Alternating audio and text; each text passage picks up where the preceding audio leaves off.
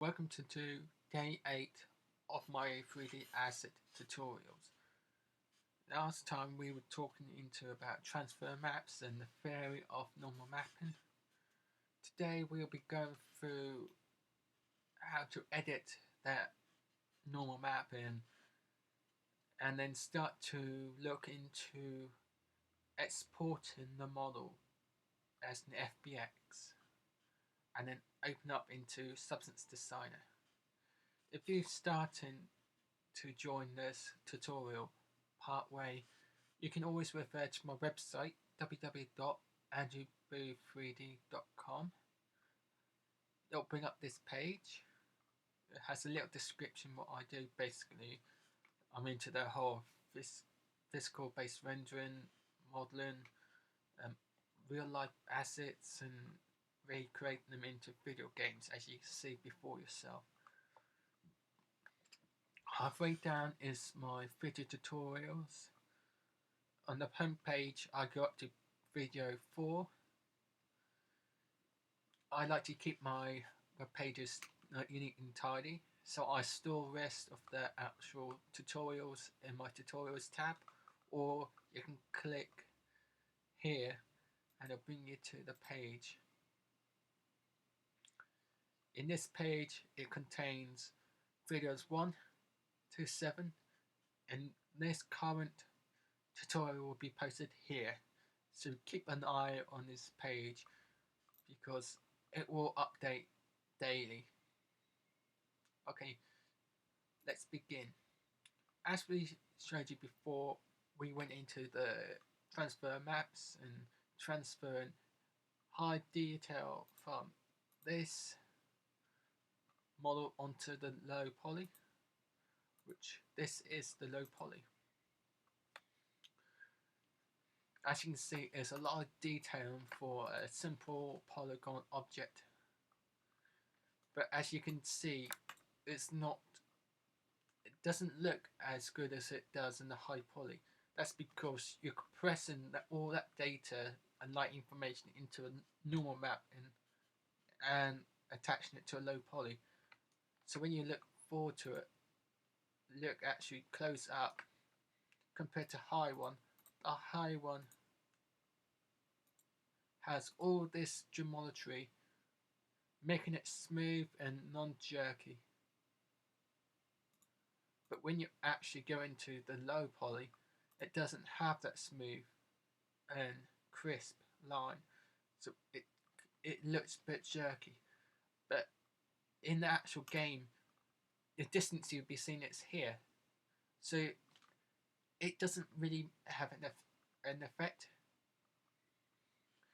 But because it is a normal map, no matter which direction you look at it, you'll still have the same effect because you're dictating the actual normal directions of each subsurface to a certain direction using the RGB texture, which this is the actual file. This normal map is this actual detail here. Now when you look up to it, it doesn't look good around these bits here because they look too jerky. It looks like they're two different layers, and it does not look good. That's because of this line here. This line here, dark line, is too drastic to the actual model. This is where you actually go in and edit your actual model, and it'll be handy if you have a Wacom tablet. Using your tablet, you can come in and edit this map.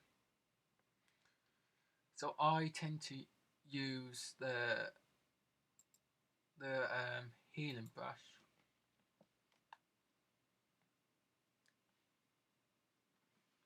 and heal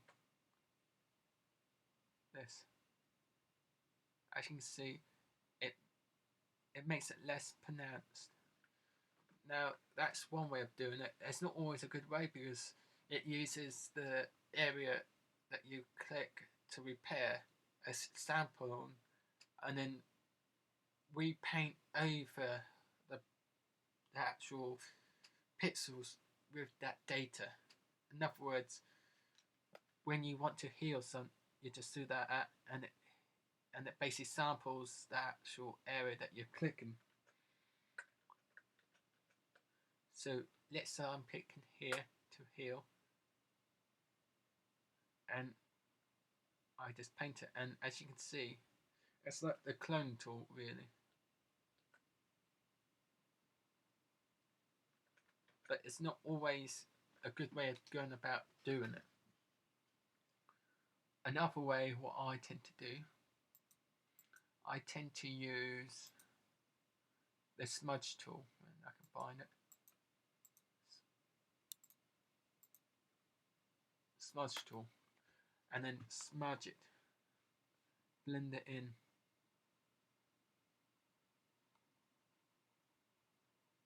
Just go in the direction of the normal map.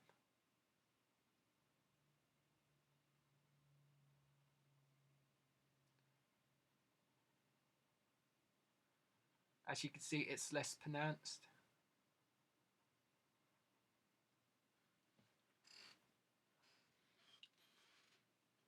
So when you do that, just save it. Go into your actual material and double click on the sample. That refreshes it. So if you look in the actual image, this is where I just went in and smudged it all. You can see it makes it slightly more better. It's not so pronounced on this outer ring here. It actually makes it look a little bit more bare. Makes it look smooth and not so jerky on that line. So you just go in and edit this normal map to that need.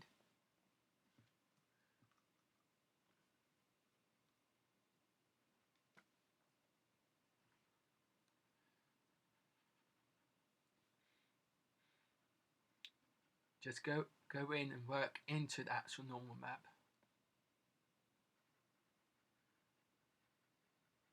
You can actually hand paint normal maps. This is what studios do to complete hand painted games. It creates unique texturing, and it's hard work to self paint all the textures yourself, but it looks decent after it's done. As you can see, it's starting to look better as a normal map.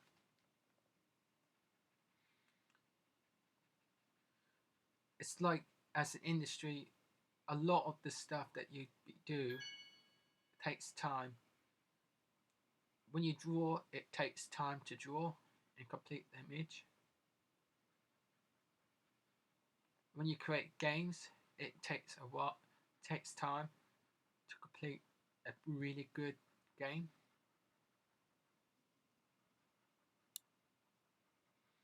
And so on and so forth. It's all about dedication and working to complete that actual, texture.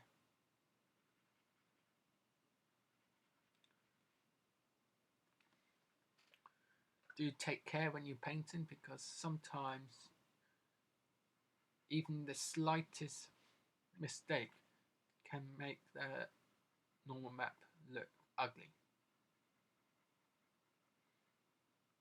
and affect the detail on a huge scale.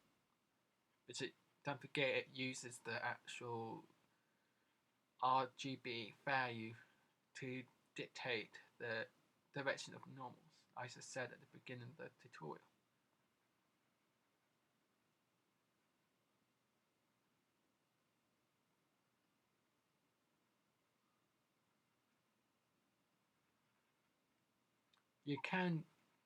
You could have done it I could have done it by going into selecting the actual circle and then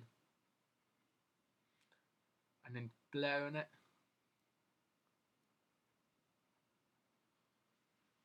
But it will blur it too much, and I feel you won't have much control over what you're doing like this.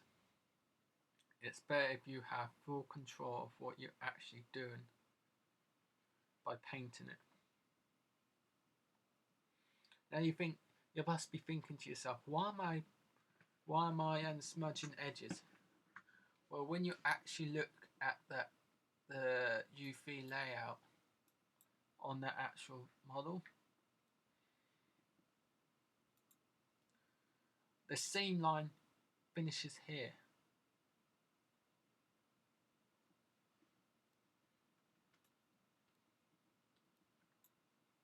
I do apologise, it finishes around here, I do believe. The best way to check your seams is open the UV editor, like so, and enabling this tool here. This enables the actual lines. And as you can see, this portion of the circle finishes here. So it has no visibility until you turn to a certain angle. Like here, you can just about see it. And it just eliminates that actual seam line in the normals.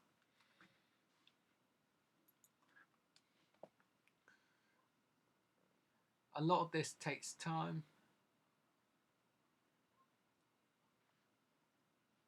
and dedication.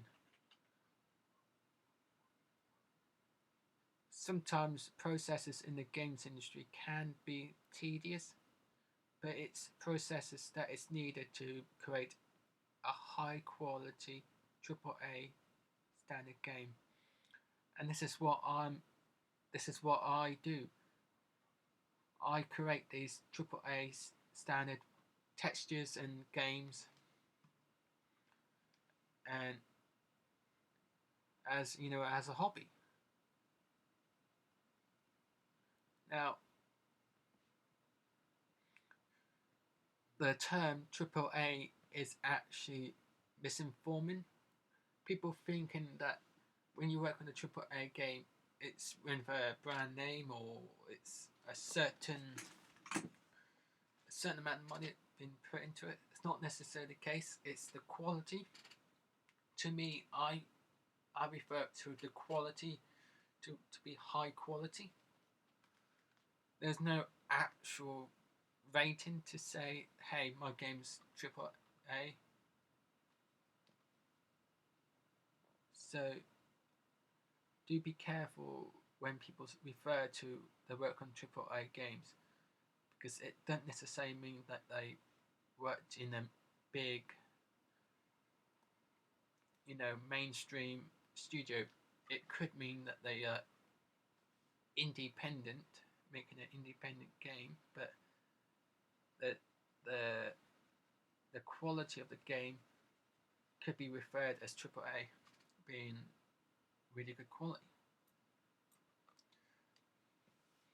This is one of the lectures that was provided to me by one of the guest lecturers at my university that I attended.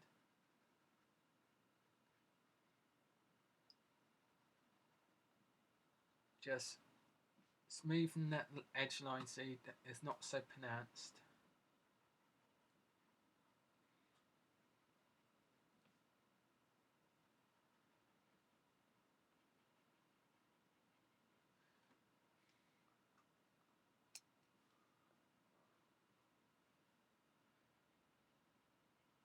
If you're wondering what tablet I'm using a Wacom Intercept 4, I think it's called. It's a nice big one. I like to use it. Now I'm finished editing this circle island. I just save it, and then in May I just refresh it. As you can see, it's less pronounced. It's not so strong on the actual texturing when it comes to these lines here. It's smoothed out, which is ideal. Just by working back into it, I've made it less pronounced. Of course, you've got to do it to all the shells correspondent. That means working on this bit here.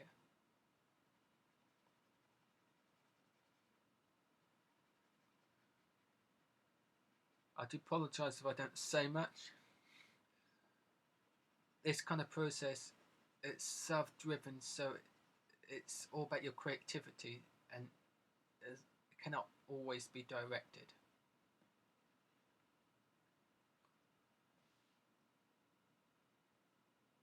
I'm turning up the strength because this is more harder line. Just turn up the strength.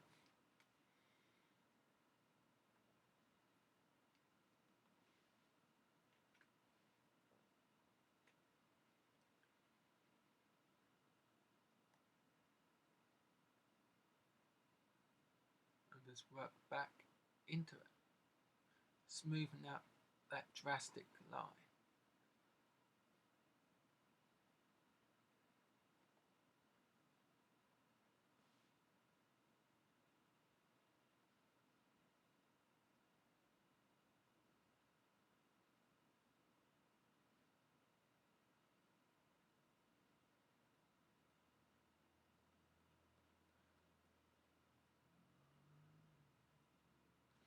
Like so.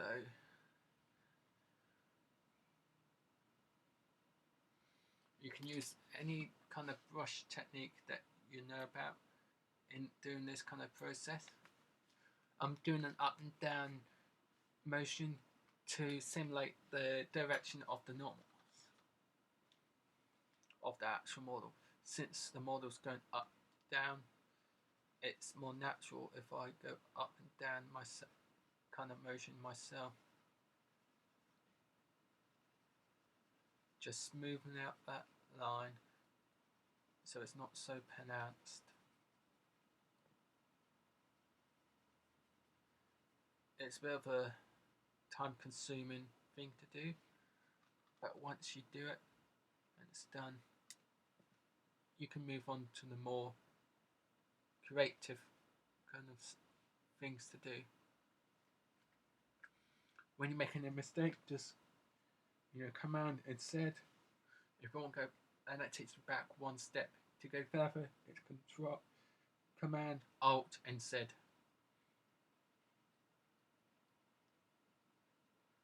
Obviously, if you're using Windows, it'll be Control and Alt, or just Control.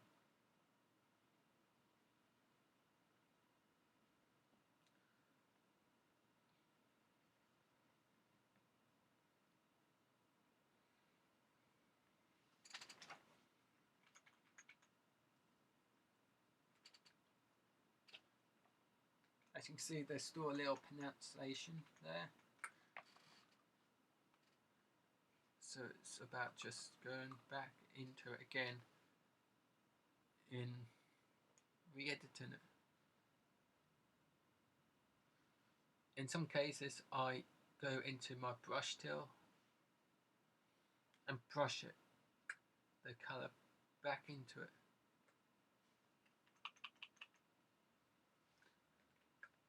As you can see, what I'm trying to do, I'm trying to match it, match the similar colour, like so. So it just ties it up just a fraction.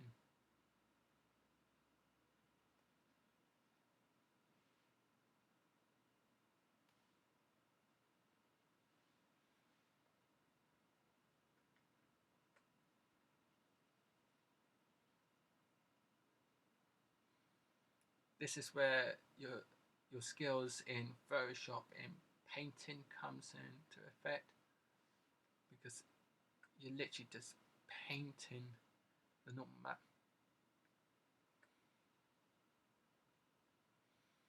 I mean, we are the creative industry after all, so this is what we do best. We do best painting and being creative. Whether the technical artist, it's best to do their artwork using, the technical side of the business of the game's creation. So once you've done that, as you can see, I just repainted all that. As you can well see, it's not so pronounced and it's really looking smashing now. Another thing I don't like is this bit here. If you look closely, it looks really ugly. It's because in the actual high mesh, it's pushed in slightly, making this indentation when transfer maps in. It looks too messy, so I go in and it doesn't look good, especially when that is sorry about that, when that is actually going to be metal and that's going to be wood. It does not look really good, so you just work back into that and locate it. For me, it is this bit here. As you can see, it's mostly yellow. That's because it is pushed in. For this bit, instead of using the smudge tool or anything like that, because none of it can correct it, I'm using something that's known as the clone tool, which is located here. This bit here, you can sample a certain area, which I'm sampling here, and then repaint into that texture like so, taking that awful yellow bit out.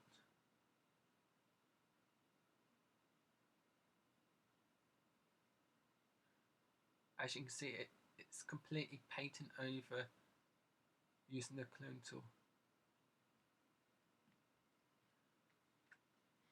Then use the brush tool.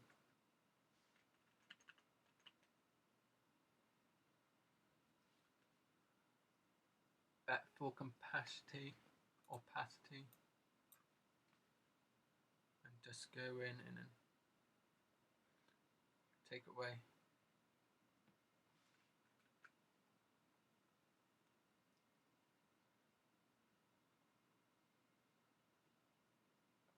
There you go.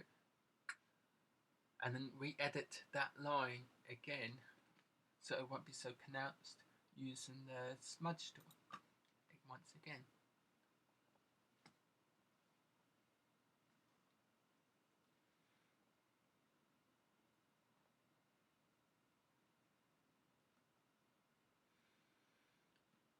Reason I'm able to do all this and work out what is needed is because of my skill in Photoshop. Before I was a 3D artist, I was a graphic artist at college.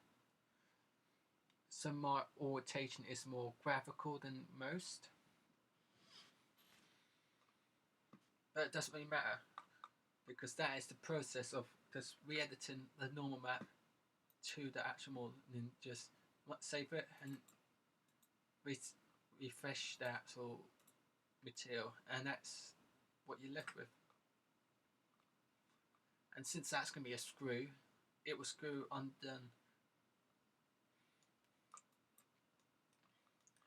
Now in terms of the rest, I'm happy how the rest looks. So this is where it's time to export the actual asset as a FBX. An FBX is a file format that all games engine use. It's an open kind of format that all 3D software can read, even browser type software like Sketchfab can use. So it contains the mesh data, the actual mesh data, like the actual mesh, the shader as well, and the smoothing groups of the actual asset. Now, if you want to know what a smoothing group is, it's when you go to Edge and you click normal, hard edge, and soft edge. These two are classed as normal smoothing groups. It's basically the smoothing groups and what you telling the actual computer to compute as smooth and or soft or hard, smooth or rough. That kind of dictation. That too saves it on the FBX. Now you do this, but once you get to this stage, go to your layers, enable the rest, and I would delete the scaler because it is not needed. You don't want that to be exported.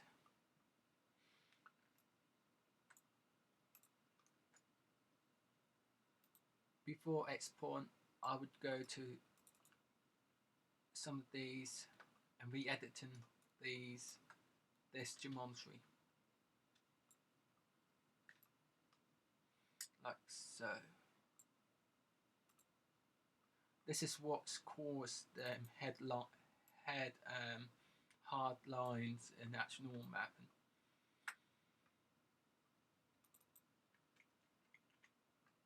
Just re-edit the actual data like so.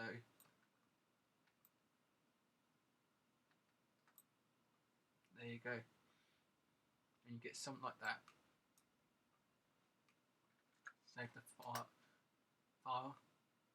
Since it's completed, go save as in another indentation, the final that I call 04. So if you made a mistake when editing your mesh, when you're actually going back and forth between Substance Designer and Maya, which sometimes you'll have to, at least you're not going to ruin the actual asset.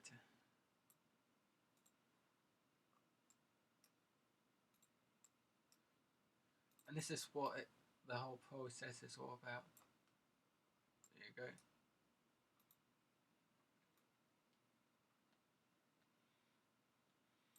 Now you're probably thinking, okay, why you I'm now going to export all these.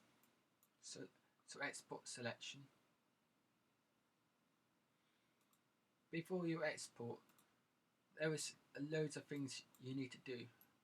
First of all, you need to delete all by type history. It deletes all history on both models.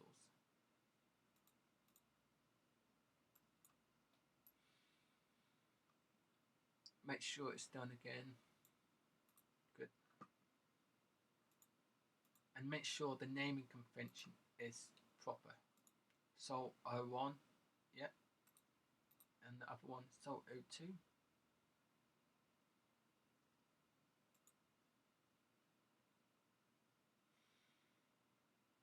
And this is where the material matters. The actual Substance Designer, what goes by material based. So in a sense, you could define that as a separate material and work it that way. And then you can assign it as a certain material, work it based on material. So for example, one graph when you're in Substance Designer, which works by graphs, could be that actual salt body, which can be just the word and effect, and then not here, which is going to be gold. Can be another, but I'm going to be having like decals with my name on it here and underneath. So it's going to have gold decoration on it. When it's stuff like that, it won't be effective to divide up into material based. So just have it as one material. So this is going to be salt matte. And since the floor is Lambert 1, it wouldn't matter. The reason being, we're going to import the floor. If you're wondering why we're going to import the floor, it's because when you again, rendering out, generating these maps, all the maps required in Substance Designer, it's still going to be used in photon light rays and light bounce and to generate all the normal maps, all the height maps, ambient occlusion maps. It uses that as a ground for light bounce, as I explained in the previous tutorial. One thing I would do in the actual floor, I'll make it more effective by deleting all these edges.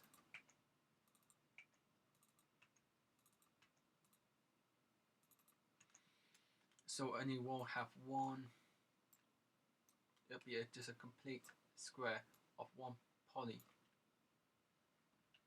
Be careful not to select your model when you're deleting parts.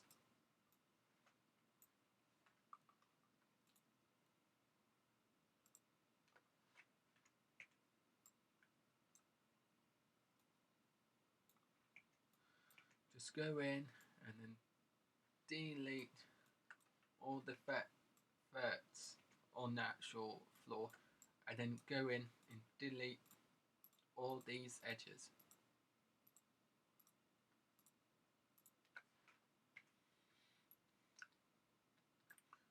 This will save in data wise because it's less polygons for not only Substance Designer but to calculate, but it lowers your geometry, your actual poly count as well. If you look in total, the scene is 4,300.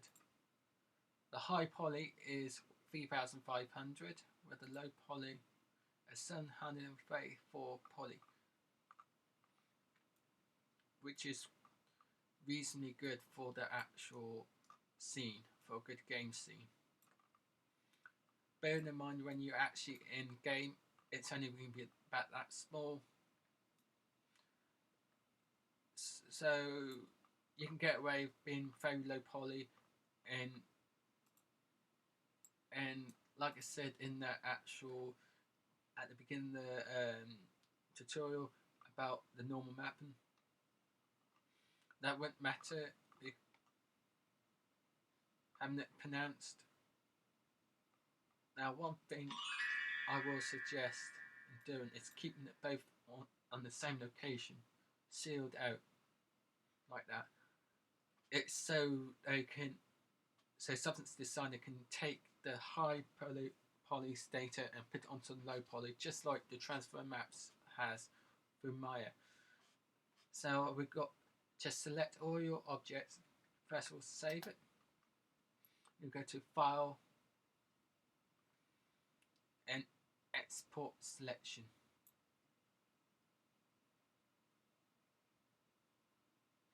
Now you get to this menu.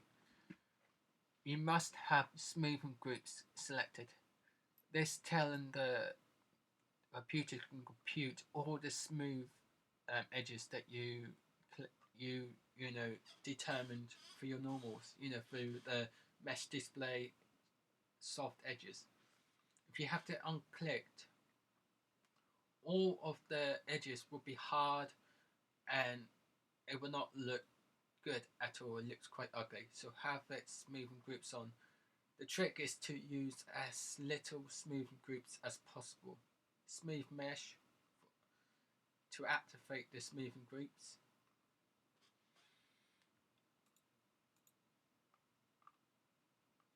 And then if you come into advanced options,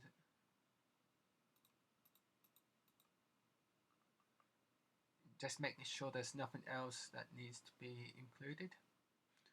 So now we can call this salt.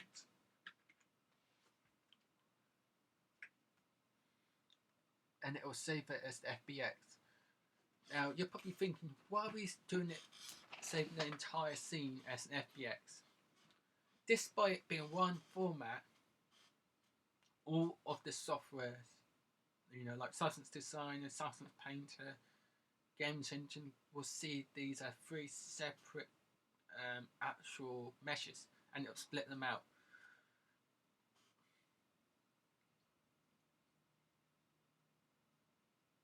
So do take care in saving it as an FBX. So save it as a whole.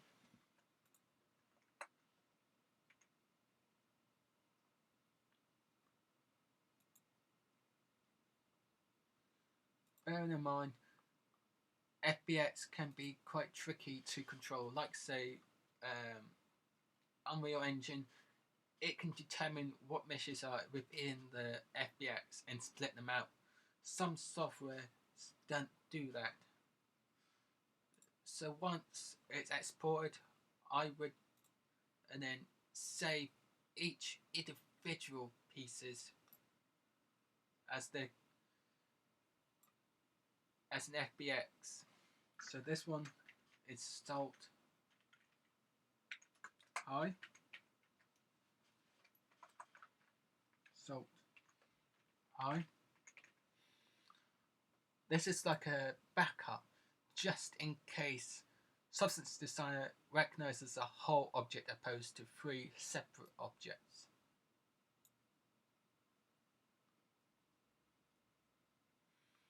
Like say, save it as this one as salt low.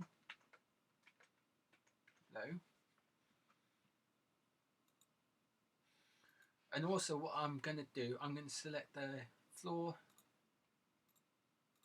and the low. You're probably thinking, why am I doing these two? Well, if Substance Designer is going to recognize the FBX as a whole, it means that the high and low are separate FBXs, but it won't render out the light information, so it's best to do it with the actual floor as well,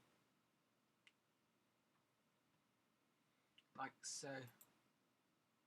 Place it and do the same for the high.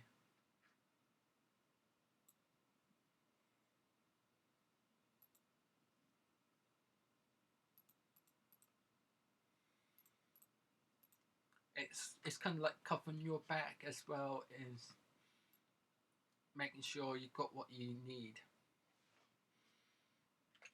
I'm going to call this soap floor. Export. Now that all the files are exported, I think I'll end my tutorial at this stage. Next time I'll be starting in Substance Designer and start working into texturing the actual salt dispenser and working through it. Until next time, I hope you enjoyed watching this tutorial. See you tomorrow in video 9.